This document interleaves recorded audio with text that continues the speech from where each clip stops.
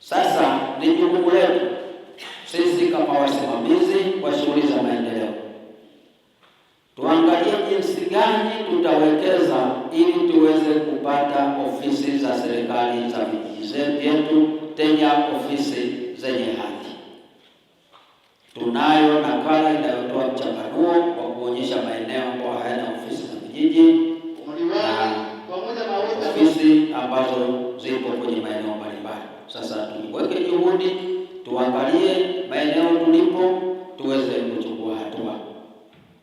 Mengine mengi yamesemwa na viongozi, lakini tunafahamu kile utakayemuuliza sasa hivi atasema Kilindi tumevuna mahindi mengi sana, na kweli tumevuna mahindi mengi sana. Lakini katika historia, miaka ambayo inatanguliwa na mavuno makubwa ndio miaka ambayo inafuatiwa na njaa kubwa. Na mara nyingi kila anayeuza anasema chakula kimepatikana kwa wingi, anauza, lakini rejea yake tumepata chakula kingi sana.